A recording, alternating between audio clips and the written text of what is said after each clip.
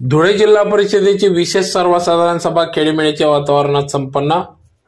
याबाबत वृत्त असे की धुळे जिल्हा परिषदेची विशेष सर्वसाधारण सभा दिनांक 23 फेब्रुवारी 2024 रोजी दुपारी 2 वाजता धुळे जिल्हा परिषदेच्या कैलासवासी यशवंतराव चव्हाण सभागृहात सदर बैठक घेण्यात आली। या बैठकीत अध्यक्षा जिल्हा परिषद धरतीताई देवरे, सचिव उपमुख्य कार्यकारी अधिकारी BS आकलाडे, CO शुभम गुप्ता यांच्या अध्यक्षतेखाली सदर ही बैठक घेण्यात आली। यावेळी सभापती हर्षवर्धन दैते, सभापती कैलास पावरा, अधिकारी BA बोटे, अतिरिक्त मुख्य कार्यकारी अधिकारी चंद्रकांत पवार आदी सर्व अधिकाऱ्यांच्या उपस्थितीत तसेच जिल्हा परिषद सदस्य ललित वारुडे, जिल्हा परिषद सदस्य संग्राम आबा पाटील, जिल्हा परिषद सदस्य राम बधाने, जिल्हा परिषद सदस्य डॉक्टर तुषार रांदे, जिल्हा परिषद सदस्य गोकुळ परदेशी आदी सर्व पदाधिकाऱ्यांनी या ठिकाणी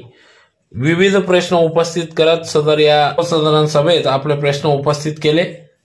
ज्यात प्रामुख्याने या ठिकाणी एकूण 12 विषयांवर या ठिकाणी चर्चा करण्यात आली। तर यात रजा मंजुरीबाबत विचार करणे, मागील सर्वसाधारण सभा दिनांक 23/1/2023 चे इतिवृत्त वाचून कायम करणे, शासन निर्णय परिपत्रकाचे वाचन करणे, धुळे जिल्हा परिषद स्वतःच्या उत्पन्नाचे सन 2023-24 चे सुधारित व सन 2024-25 या मूळ अर्थसंकल्पीय अंदाजपत्रकास मंजुरी मिळणे, गांगेश्वर फाटा ते तामतरे रस्ता सुधारणा करणे या कामी तालुका शिंदखेडा रक्कम कामाची निविदा स्वीकृत बाबत विचार करणे, लांबकानी ते बेहेड रस्ता कामाबाबत निविदा स्वीकृत बाबत विचार करणे, सालटेक डोमकानी रस्ता याबाबत कामास मंजुरी देणे, रुणमडी ते वर्सूस रस्ता सुधारणे करणे कामी मंजुरी करणे, 15 वित्त आयोगाअंतर्गत जिल्हा परिषदेसाठी सन 2024-25 वित्तीय वर्षामध्ये बंधित व अबाधित निधीतून घ्यावयाच्या कामाच्या नियोजनाबाबत तसेच व्याजाच्या रकमेच्या नियोजनाबाबत ग्रामपंचायत विभाग विचार विनिमय करणे, जिल्हा वार्षिक योजना सर्व सन 2023-24 वित्तीय वर्षात लेखा शीर्षक 2235 सी 733-31 अंतर्गत महिला व बाल कल्याण सशक्तीकरण योजनेअंतर्गत धुळे जिल्ह्यातील 1234 केंद्रांना माता वजन काटा व 2024 अंगणवाड्यांसाठी बंद झाकणासह लोखंडी कोठी खरेदी करणे याबाबत एकूण रक्कम 1,81,06,000 रुपये मात्र रकमेस कार्योत्तर प्रशासकीय मान्यता मंजुरी देणे तसेच प्रस्तावित योजनेची निविदा राबविण्यास मंजुरी देणे, त्याचबरोबर आयत्यावेळीच्या विषयांवर जिल्हा परिषद अध्यक्षांच्या सूचनेनुसार परवानगीने विचार विनिमय करणे व सभेत झालेले विषयास मंजुरी देणे या आदी विषयांवर या ठिकाणी चर्चा करण्यात आली। तर यावेळेस या सर्वसाधारण सभेत जिल्हा परिषद उपाध्यक्ष देवेंद्र दादा पाटील यांनी या ठिकाणी आपले अर्थसंकल्पीय अंदाजपत्रक या ठिकाणी सादर केले व त्या सर्व सदस्यांनी या ठिकाणी मंजुरी दिली। तर यावेळेस अनेक विषयांवर या ठिकाणी चर्चा करण्यात आली, ज्यात प्रामुख्याने रस्ते, आरोग्य विभाग, पाणी पुरवठा यावर या ठिकाणी गोकुळ परदेशी यांनी देखील प्रश्न उपस्थित केले। त्याचबरोबर ललित वारुडे, राम बधाने यांनी देखील या ठिकाणी आपले प्रश्न उपस्थित केले व त्या विषयावर या ठिकाणी सखोल अशी चर्चा देखील करण्यात आली। तर अतिशय खेळीमेळीच्या वातावरणात सदर ही विशेष सर्वसाधारण सभा खेळीमेळीच्या वातावरणात पार पडली। यावेळेस मोठ्या संख्येने सर्व जिल्हा परिषद सदस्य या ठिकाणी उपस्थित होते। त्याचबरोबर या ठिकाणी सदर सभा संपल्यानंतर गाडमुक्त अभियानाअंतर्गत ठिकाणी 12 तालुक्यांसाठी जनजागृतीपर रथाचं या ठिकाणी हिरवा झेंडा दाखवत उद्घाटन करण्यात आले। यावेळेस जिल्हा परिषद अध्यक्षा धरतीताई देवरे, CO शुभम गुप्ता, अतिरिक्त आयुक्त, अतिरिक्त उपमुख्य कार्यकारी अधिकारी चंद्रकांत पवार, उपमुख्य कार्यकारी अधिकारी BS आकलाडे, सभापती हर्षवर्धन दैते, सभापती कैलास पावरा, जिल्हा परिषद सदस्य आदी सर्व पदाधिकाऱ्यांच्या उपस्थितीत सदर या रथाचे या ठिकाणी हिरवा झेंडा दाखवत उद्घाटन करण्यात आले। यावेळेस BGS संघटनेचे सर्व पदाधिकारी देखील उपस्थित होते। विषय त्याच्या 2 आपण जीबीमध्ये विषय घेतला तर त्याचा संपूर्ण इतिवृत्त जोडून आणि सन्मान्य सदस्यांनी पुरावे जोडलेले या सर्व पुराव्याच्या आधारावर एक अहवाल तयार करा आणि तो ग्रामविकास मंत्री महोदयांना आणि आपले पालकमंत्री महोदयांना तो अहवाल तसं त्यांना सादर करा। त्याची प्रत पण आम्हाला द्या। आम्ही सर्व शिष्टमंडळ जेवढे 10-15 सदस्य आणि अध्यक्ष महोदय असतील, आमचे सन्माननीय सभापती असतील, हा सदस्य पण आम्ही पुढे कराने घेऊन जाऊ बरं। परंतु मग आम्ही घेऊन जाऊ आणि मंत्री महोदयांना भेटून आपण समिती बरखास्त करायच्या संदर्भात आपल्याला योग्य पाऊल उचलायचं आहे। पण ते तातडीने झालं ते फाईल कुठं झाली यावर एक पत्र आहे साहेब करतोय त्याचं काम आहे। तर ते कामाला काय अडचण आहे मॅडम? तो विषय आपण घेतलेला होता, त्याच्यावर आपण काय संबंधित ठेकेदाराला काय सूचना दिल्या किंवा काय? कारण आजची परिस्थिती अशी तिथं पाण्याची फार अडचण आहे। एक शेतकरी साहेब मोफत मध्ये जागा द्यायला तयार आहे, ते पण पेपर आपण ग्रामसेवकांमार्फत कार्यालयाला सादर केलेले आहे। विहिरीच्या जागेची अडचण होती तर ते पण त्याने रोटरी वगैरे करून दिलेला आहे, तर त्या विषयावर काय कारवाई झाली? मॅडम थोडं जोरात अंबाजीनगरचं एस्टिमेट जे आहे सर ते रिवाइज होत आहे। आपण ते रिव्हिजनसाठी महाराष्ट्र जल प्राधिकरण जळगाव ऑफिसला पाठवलेलं आहे। टेक्निकल सँक्शन आले की आपण त्याला सुधारित मान्यतेसाठी आपण वरती शासनाकडे आपण पिकाव्याचं जे एस्टिमेट आहे अंबाजीनगर सोबत पिकावे ते आपण रिवाइज करतोय। अंबाजीनगरचं अंदाजपत्रक मला वाटतं रिवाइज करण्याची गरज नाही, फक्त तिथं विहिरीच्या जागेची अडचण होती आणि त्या मध्यंतरी एक असा मार्ग निघाला होता की गावातल्या विहिरीतनं पाईपलाईन आणायची। पण त्याच्यामध्ये काय झालंय सर, हे आपली जवळजवळ 76 योजना अशी आहे जी आपण नवीन प्रस्तावित केलं होतं जल जीवन मिशन मध्ये, पण त्या अंतर्गत शासनाने सूचना दिली की जे ऑलरेडी त्या गावाच्या मूळ गाव किंवा पाडा जर मूळ ते अगोदरची 40-48 योजनामध्ये घेण्यात आला असेल तरी नवीन योजना प्रस्तावित न करता त्यामध्ये समावेश करावे म्हणून अंबाजीनगर टिकावे मिळून एक सिंगल रिवाइज एस्टिमेट झाला। त्याचे टीएस होणार आहे, त्याची मान्यता 13 एसएलसी जेव्हा शासनाकडनं होणार तेव्हा त्यानंतर मंजूर होणार आहे। तर आपलं म्हणणं अगदी बरोबर आहे की जे मूळ एस्टिमेट मधला पार्ट आहे ते करणे शक्य आहे ते आम्ही करून घेतो, त्याची मी खात्री करतो। पण जे पूर्ण योजना आहे त्याच्या पूर्णत्व ते आपल्याला करता येणार नाही, कारण शासनाकडे ती मार्गदर्शन जेव्हापर्यंत मिळत नाही तेव्हापर्यंत निघत याला कंटिन्यू करतोय शासनाच्या आदेशाप्रमाणे। परंतु साहेब अंबाजीनगर मध्ये आपण जे आता काही याच्यापूर्वी जी काही योजना मंजूर झाली तेवढं जरी काम आपण तिथं केलं तरी ते सफिशियंट आहे। मागच्या वेळेस साहेब काय झालं होतं की तिथं विहिरीची अडचण होती, तिथला ट्रायल पीठ फेल केला होता, तिथं पाणी लागलं नव्हतं, मग तिथं गावातल्या विहिरीतनं पाणी आणायचं असा एक सेकंड प्रस्ताव आपण आपली चर्चा या संदर्भात झालेली होती। परंतु अडचण अशीच आहे आता गावातच पाणी कमी पडतंय म्हणून तिथं एक शेतकरी आहे त्याच्या विहिरीला जिवंत पाणी आहे। तुम्हाला माझ्या प्रिमायसेस मध्ये कुठेही 5 गुंठे जागा मी ग्रामपंचायतीला दानपत्र करून देतो, त्याने त्या पद्धतीने दानपत्र देखील करून दिलेलं आहे, तर ते काम चालू आहे ना? काय विषय आहे आवश्यक त्याच्यामध्ये काय अडचण नाही व्हायला पाहिजे, जे ओरिजिनल एस्टिमेट आहे ते पूर्ण करू शकतो आपण, त्याच्यावर लवकर कारवाई करण्यात येईल। आता आपल्याला एप्रिल महिना आहे, मे महिना आहे, लोकांना पिण्यापासून आपल्याला जर वंचित ठेवलं तर किती त्रास होतो काम, तर पाठपुरावा पण होत ना पिठाच्या परवानगीने आपल्याशी बोलतोय, हे सगळे विषय आहे विषय आपला संकल्प आपलं आहे त्याच्याला घेऊ कृपया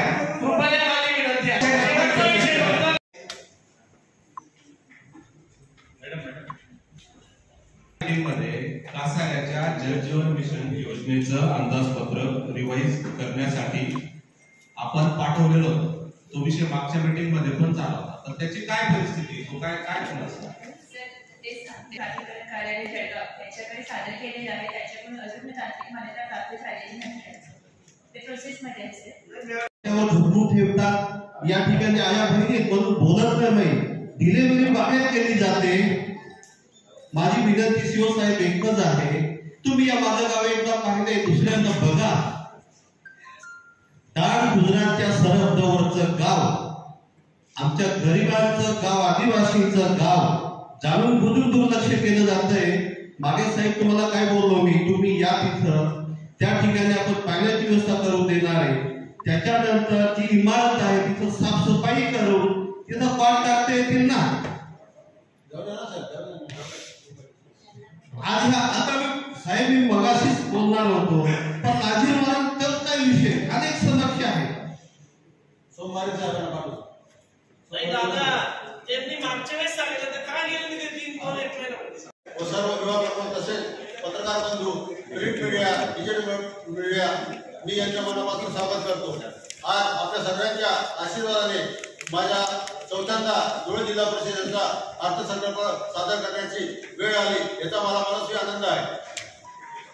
आज दिनांक 23 फेब्रुवारी 2024 सर्वसाधारण सभेत धुळे जिल्हा परिषद व पंचायत समिती स्वनिधी वार्षिक वित्तीय विवरण 2023-24 सुधारित आणि 24-25 मूळ अंदाजपत्रक सभेसमोर मान्यतेसाठी सादर करीत आहे.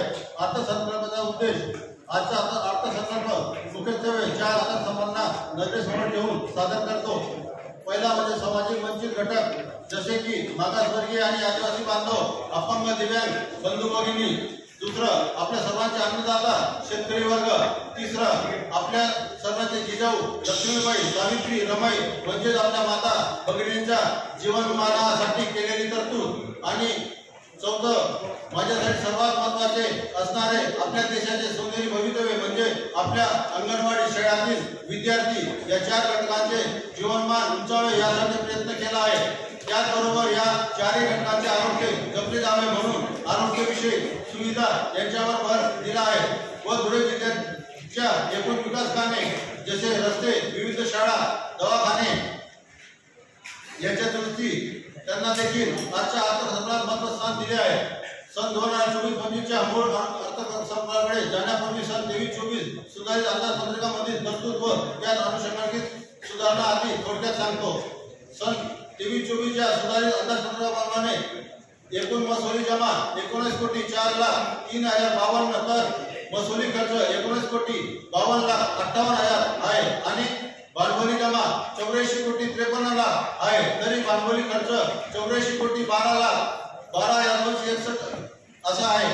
या आर्थिक वर्षात शिक्षणासाठी आपण रुपये 1,10,00,000 तर आरोग्यासाठी 1,31,00,000 व पाणी पुरवठा व स्वच्छतेसाठी 1,27,00,000, समाज कल्याणकरिता 1,63,00,000, दिव्यांगांकरिता 34,00,000, महिला व बालकल्याणकरिता 66,00,000 याप्रमाणे खर्च केला आहे.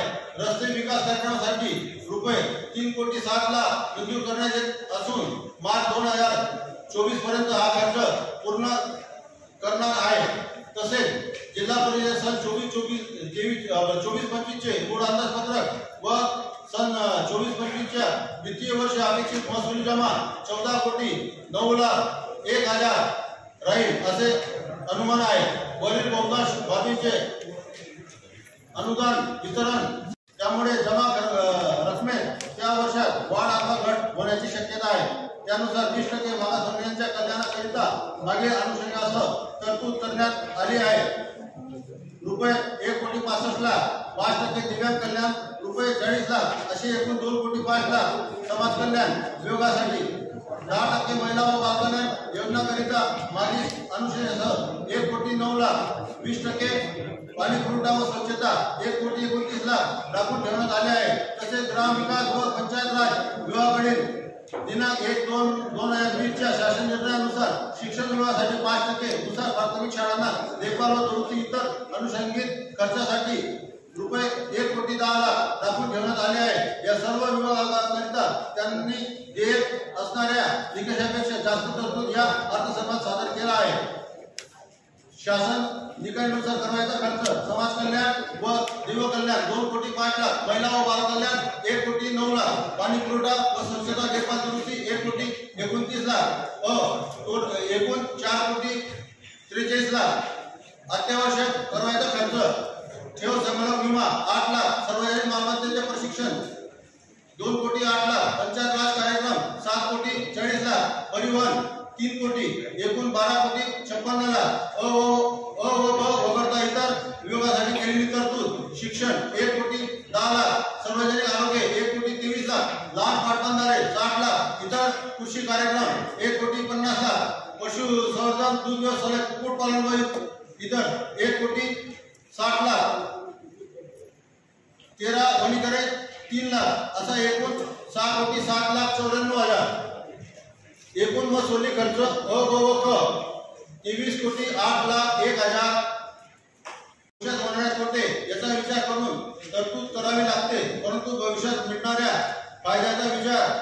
मूळ खर्चाची तरतूद करता येत नाही। याकरिता नैसर्गिक आपत्तीसाठी सुद्धा आपण 20 लाख तरतूद केली आहे। सन 2024-25 करिता जमेची रक्कम रुपये 23,40,75,000 मूळ अंदाजपत्रक करण्यात आलेला आहे। एकूण प्राप्त रकमेतून रुपये 23,08,00,000 खर्चाचा अंदाज वजा जाता रक्कम रुपये 32,73,000 महसुली शिल्लक राहील। जिल्हा परिषद ग्रामीण पाणी पुरवठा व देखभाल दुरुस्ती निधीचे सन 23-24 चे सुधारित व 24-25 चे मूळ अंदाजपत्रक ग्रामीण पाणी पुरवठा देखभाल दुरुस्ती सन 23-24 या वर्षाचे सुधारित व सन 24-25 या वर्षाचे मूळ अंदाजपत्रक मंजूर करण्यात येत आहे। सन 23-24 चे सुधारित अंदाजपत्रक या जमा बाजू जिल्हा परिषदची वर्गणी सहकारी अनुदाने हात पंप वीज पंप वसुली पाणीपट्टी आरंभी शिल्लक अशी एकूण 3,77,00,000 अपेक्षित असून खर्चासाठी हात पंप वीज पंप दुरुस्ती कर्मचाऱ्यांचे वेतन भत्ते हात पंप वीज पंप दुरुस्ती साहित्य नळ पाणी पुरवठा व देखभाल दुरुस्ती इत्यादींसाठी लागणारा खर्च भागविण्यात रुपये 3,32,00,000 तरतूद केली आहे। सन 24-25 चे मूळ अंदाजपत्रक सन 24-25 चे मूळ अंदाजपत्रक 1,20,00,000 अपेक्षित जमा व पूर्वीची आरंभी शिल्लक 54,25,000 लक्षात घेऊन रक्कम 1,74,00,000 या अपेक्षित खर्च प्रस्तावित केला आहे।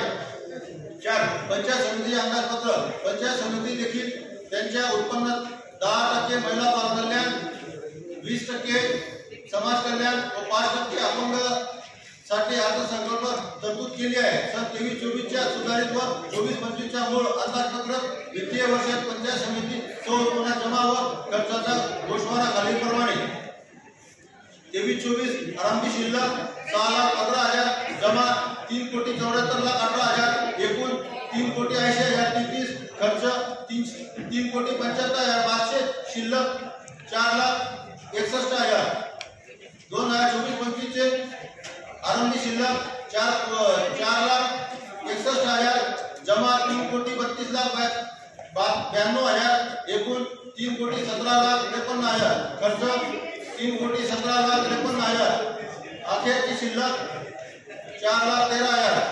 तरी माझी सर्व सभागृहाला विनंती आहे या वर्षाच्या शेवटी अर्थसंकल्पाला सभागृहाने एकमताने मान्यता द्यावी ही नम्र विनंती करतो। त्यांना पुढच्या वेळी एकदा बसून द्या। त्याला बसण्याची गरज नाहीये। त्यांना माझी विनंती आहे की साहेब निघा ते बाळ बसत नाही बसून घ्या ना ताई बाळाची कंडिशन बघा ताई बघा या कशी कंडिशन आहे बाळाची बसताय वैद्यकीय उपचार मध्ये हजारो रुपये आहेत विद्युतच्या वेळेला 3,000 रुपये मिळतात आणि त्याच्या नुसतं पैशाची मागणी केली जाते त्याच वेळेला त्यांच्या हस्ताक्षरामध्ये लिहिलेलं आहे तर त्यांच्या विना कोणत्या अधिकारी पैसे मागतायत त्या अधिकाऱ्यांनी बँकेत परस्पर पैसे किती काढलेले आहेत।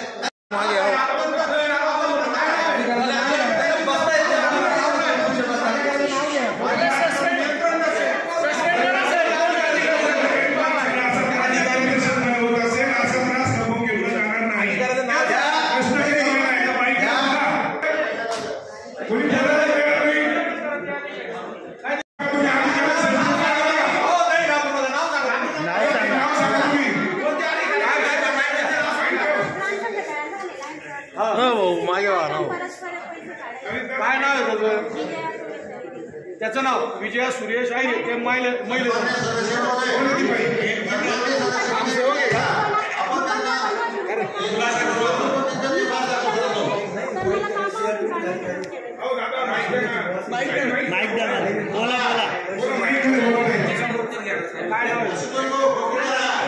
अध्यक्ष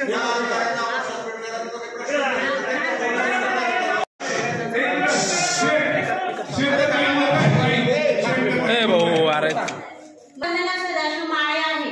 आमच्या गावात उमेद अभियानाचे गट तयार झालेले आहेत। त्याच्या ग्रामसंघाचा निधी CR म्हणून 3 लाख रुपयाचा मिळतो सर। तर जे क्लस्टर कोऑर्डिनेट आहेत प्रभाग समन्वय विजया सुरेश आहे यांचा काय हक्क आहे त्या पैशांवर आणि आरे भांडवल निधी हे फिरता निधी प्रत्येक गटाला 15,000चा मिळतो। त्याच्यामधून प्रत्येक गटाकडून 1500 रुपये मागण्याचा काय अधिकार आहे आमचा। मी जेव्हा सिद्ध केलं अध्यक्ष ताई तुम्हाला विनंती आहे त्याच्यावर तुम्ही माझ्याकडे आल्यानंतर तर अगोदर कारवाई झाली असती, पण या संदर्भात ही माहिती मिळणे खूप गंभीर विषय आहे. त्याच्यावर 100% कारवाई होणार आहे. ते कंत्राटी आहे माझी माहितीप्रमाणे, तर त्यांना सेवेतून काढण्यात येणार आहे आणि जर शक्य झाला तर त्याच्यावर फौजदारी गुन्हा सुद्धा दाखल करण्यात तक्रार नाही ते पण होते आणि तुम्ही तक्रार केली त्यांना पण बोललो होतो. ऑफिसमध्ये त्याची सुनावणी घेतलेली आहे. 1500 रुपये जे म्हणतात ना त्यांनी ऐका ना, तुम्ही आम्ही ऐकून घ्या. तर ते जे भांडवल असतं ना ते प्रत्येक महिन्यातून 100 किंवा 125 रुपये घेत जातात. गटातल्या 10 महिन्यात ते 1000 रुपये ते 1500 रुपये होतात. ते जमा करतात आणि यांचा गैरसमज असं झाला तर ते आमच्याकडून पैसे मागतात. काय म्हणायचे विषय चर्चा केली की नाही? चर्चा केली सर.